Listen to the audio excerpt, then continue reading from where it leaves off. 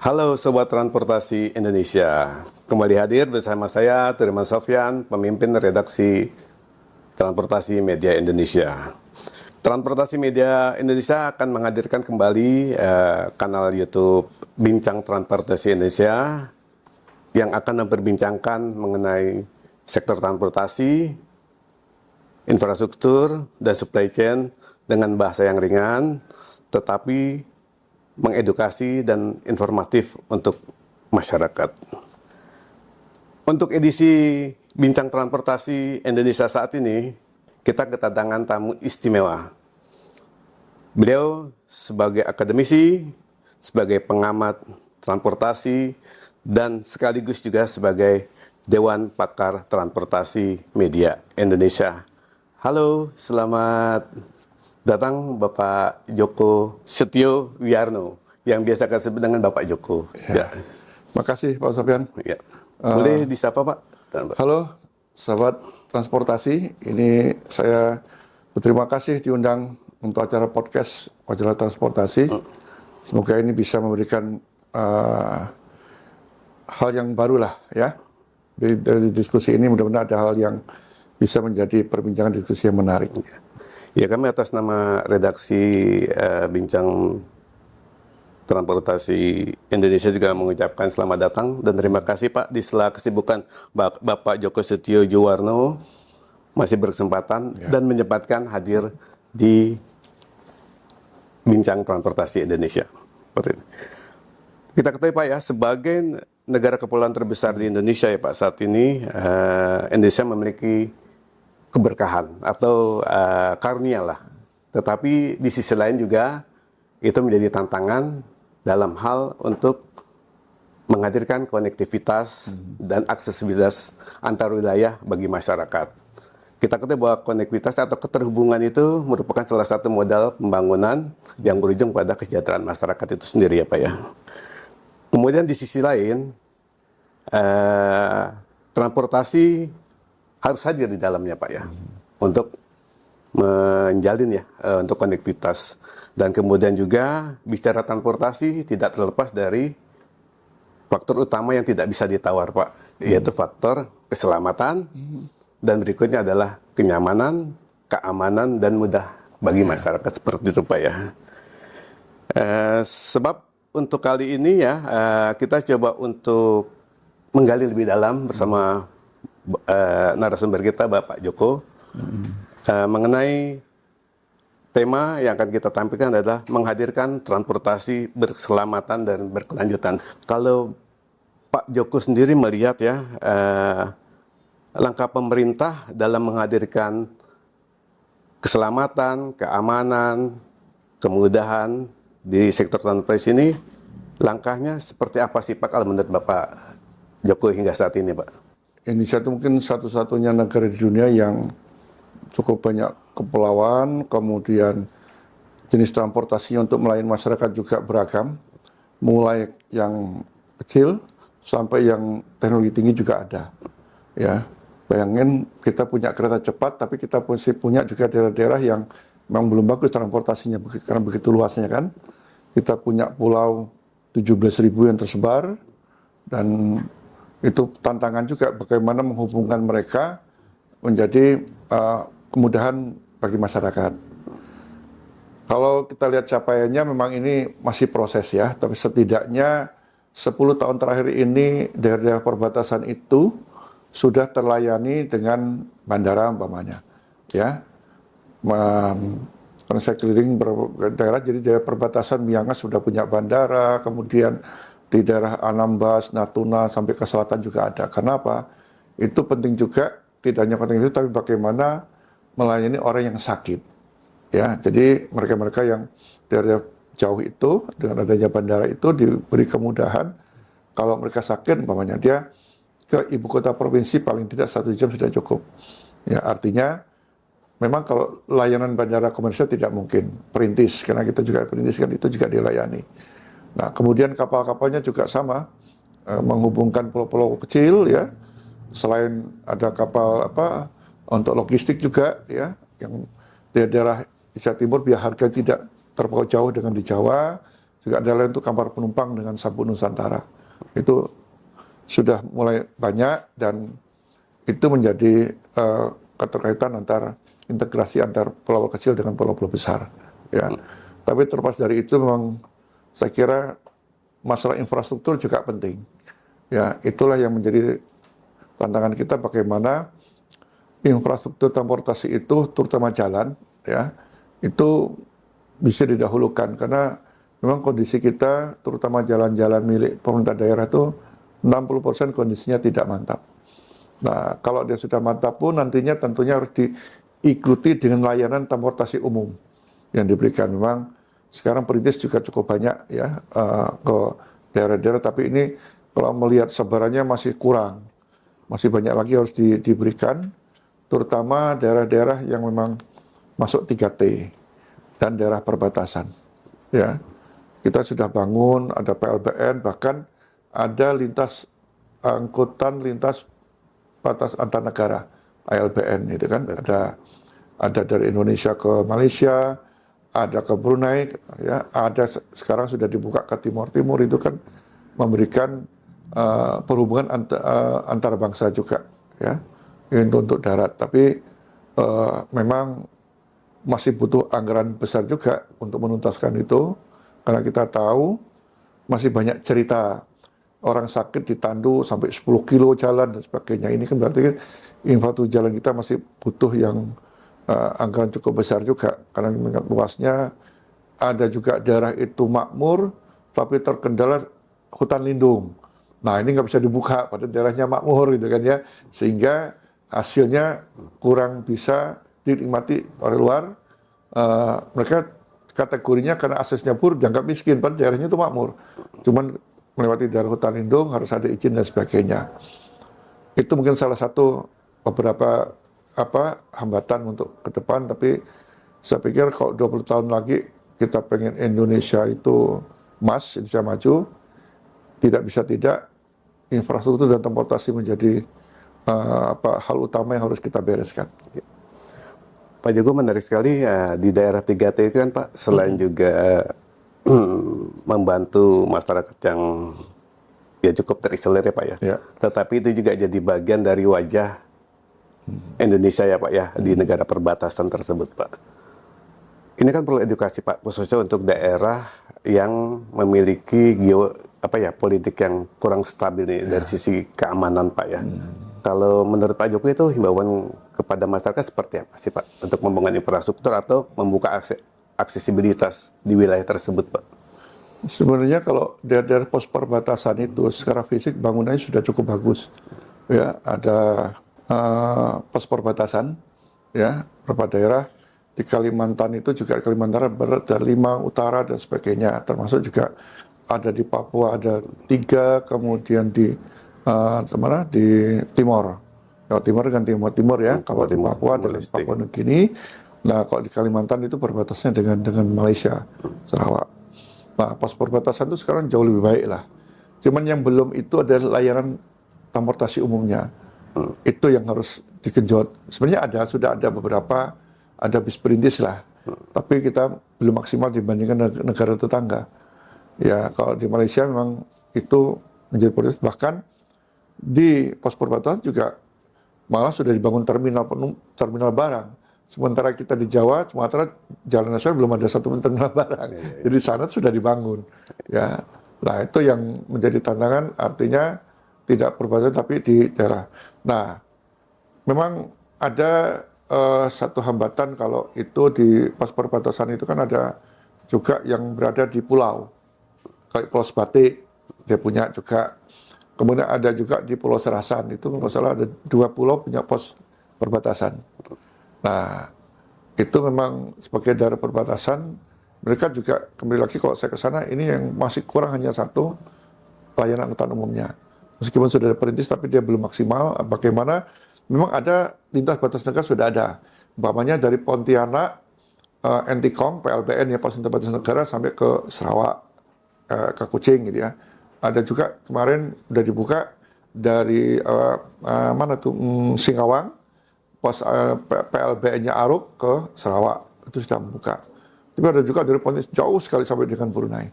Juga yang di Timur Timur juga ada sampai ke Timur Timur lah. Dan ini juga memberikan hubungan antar negara menjadi lebih baik lagi.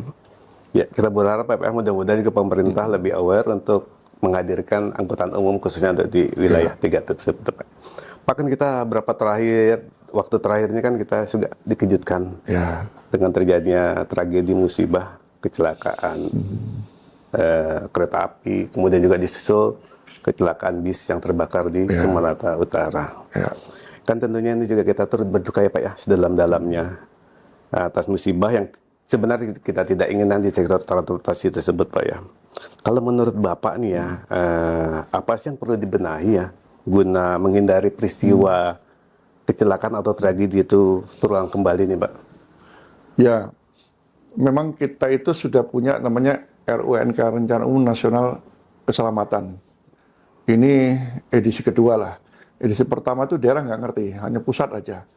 Nampaknya nggak tercapai. Edisi kedua ini diturunkan rencana aksi itu sampai dengan tingkat kabupaten kota. Jadi ada RAK, Rencana Aksi Keselamatan. Ya. Tapi di sisi lain ada konsep 3E ini yang kita lupakan. 3E itu education, engineering, sama enforcement. Sementara ini kita engineering tapi edukasinya nggak jalan. Ya, enforcement kita sangat lemah. Penindakan hukum kan, nggak tahu lah, itu harus dibenahi. Nah, dampaknya apa? Sekarang masyarakat itu seolah dia tidak tahu beretika untuk berlalu lintas. Makanya kita lihat kalau di darat itu sangat tinggi sekali angka kecelakaannya dan boleh katakan ya naik turunnya tuh nggak sebanding lah dengan perjalanan tahun. Nah, ini harus digenjot. Nah, kejadian-kejadian akhir-akhir ini kan sebenarnya menjadi apa ya, cambuk lah bagi bangsa ini agar benar serius untuk mengurusi keselamatan di jalan. Itu paling tinggi. Kalau kereta api kan sudah menurun lah. Apalagi di Jawa sudah double track. Kemudian di operatornya yang paling besar PT Kereta Api kan mereka ada transformasi budaya untuk keselamatan, pelayanan juga jauh lebih baik sehingga menurun. Ya kemarin kita juga sedih terjadi lagi kan, padahal itu kejadian itu terakhir itu 2010 pernah terjadi itu antara gelombang anggrek dengan senja utama masalah ya di Petarukan gitu kan yang meninggal 34 ya kemarin kejadian lagi, tapi itu pun sebenarnya dipicu oleh kecelakaan di darat. Jadi perlintasan bidang itu kecelakaan darat, jadi bukan kereta api.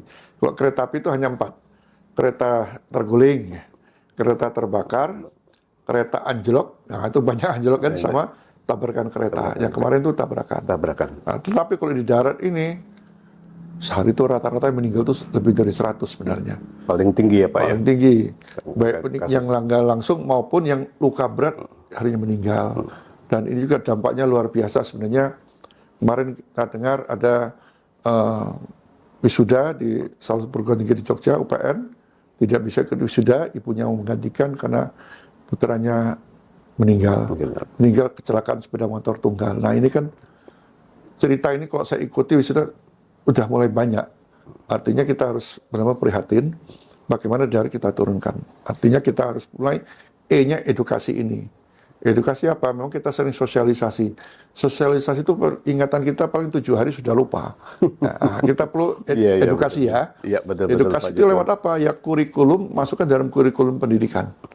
Kita sudah punya karena sering bencana, sekarang sudah ada kurikulum untuk bencana alam. Perlindungan bencana ada. Nah, ini harusnya dimasukkan dari kurikulum kita. Sehingga mulai sejak dini anak-anak itu mengerti. Saya masih kecil masih ingat guru saya, nanti kalau jalan sebelah kiri ya, dulu ada. Jadi sekarang masih ingat sebelah kiri. Sekarang kan sebelah kiri kan nggak ngerti kan. Lawan arus sudah biasa gitu ya. Nah kalau sudah masuk kurikulum, itu ada jenjang-jenjangnya mulai dari usia dini sampai dengan SMA dia mendapatkan, sehingga insya Allah 10-20 tahun lagi sudah tertanam pada diri mereka. Karena ternyata pilihan sebidang itu, kecelakaan itu 85% karena menerobos ya Pak. Berarti menerobos itu kan sudah ditutup, dia terabas kan, berarti kan melanggar. Edukasinya yang karena dia kesadarannya kurang, kesadarannya harus dimulai sejak usia dini. Itu kita lihat negara Jepang, anak-anak sudah biasa kan, mereka memang ada sekolah-sekolah di perkotaan itu kan ke taman lalu lintas, tapi kan belum maksimal. Kita punya taman lalu lintas, tapi nggak sebanyak dulu lagi. Nah, tapi tadi edukasi dimasukkan, setidaknya ya keselamatan bertransportasi lah, tidak harus darat ya, karena darat kepulauan juga ada kan. Nah, jadi untuk perairan seperti apa? Nah, dua hal itu yang saya kira untuk keselamatan transportasi di perairan dan terutama di darat ini yang masuk kurikulum, dan law enforcement kita harus kuat.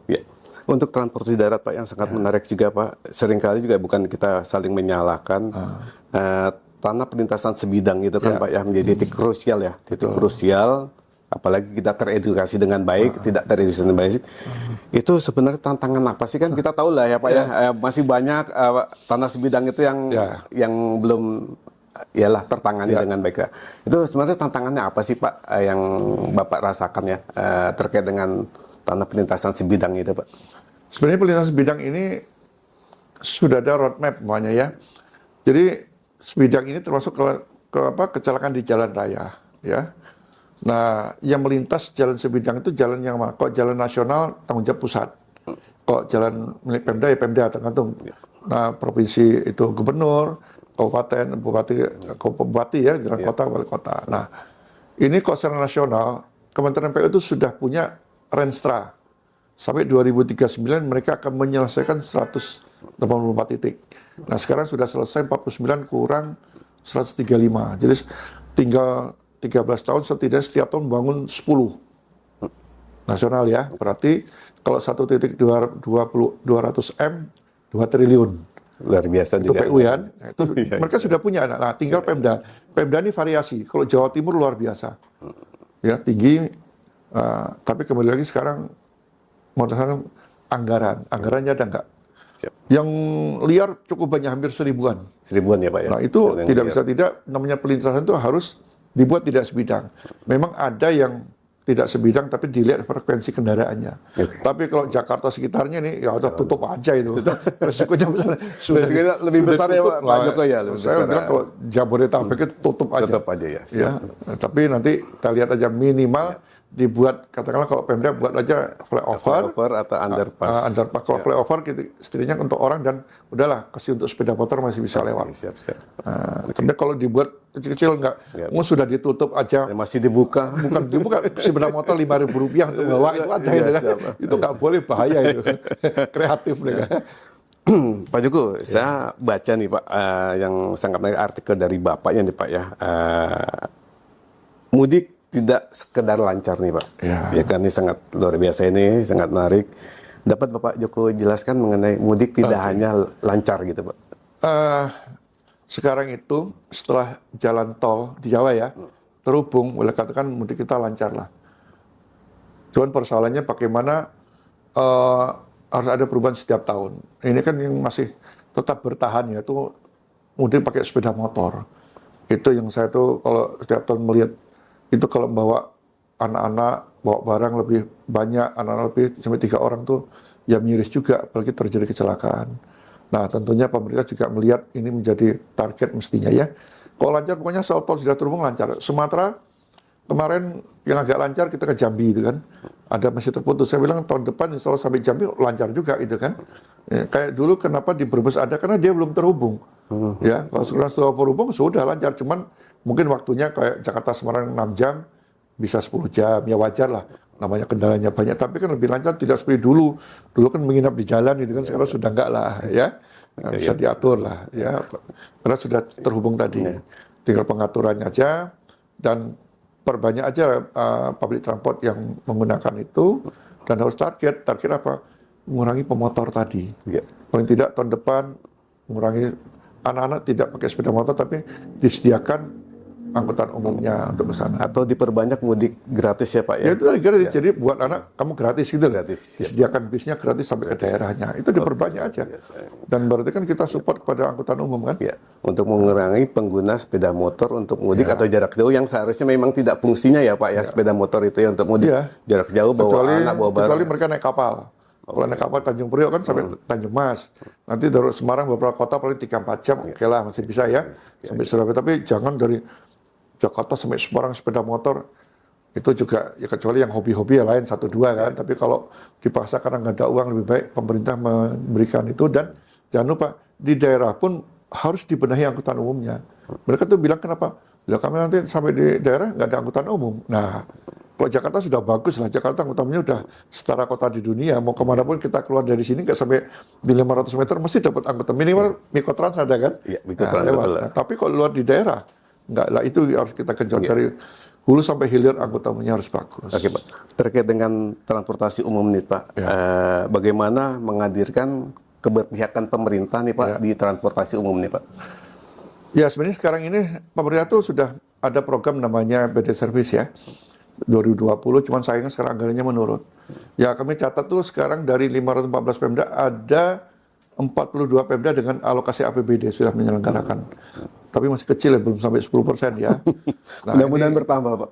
ya mungkin ini kan BBM kita kan kita Luar jujur biasa, aja nggak kuat lah, kita tuh cukup banyak 130-an juta 130 triliun per tahun untuk subsidi BBM.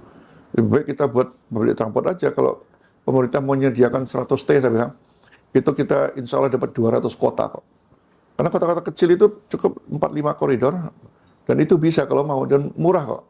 Nanti kan setelah ada gratis buat pelajar, buat mahasiswa, buat buruh, buat guru, kan menarik kan? Menarik sekali itu. Di Jawa Tengah sudah ada tuh kabupaten-kabupaten itu mereka diberi insentif. Jadi anak sekolah itu gratis. Ada seperti itu. Gitu ya.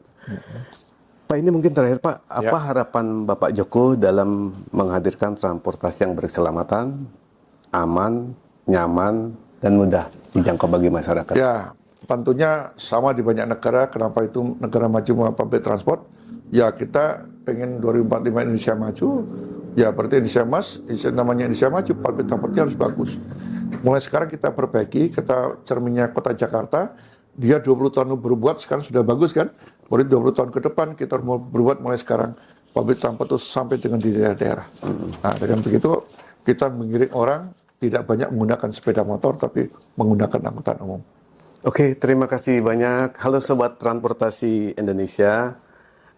Marilah kita mengambil dari apa yang sudah kita diskusikan, bahwa memang ini adalah tekad kita bersama untuk menghadirkan transportasi berkeselamatan dan berkelanjutan. Terima kasih sekali lagi Bapak Joko Setiojuwarno. Terima kasih sekali lagi atas nama redaksi. Halo Sobat Transportasi, sampai ketemu di episode selanjutnya bersama Bapak Joko Setiojuwarno nantinya. Terima kasih. Oke, Thank you.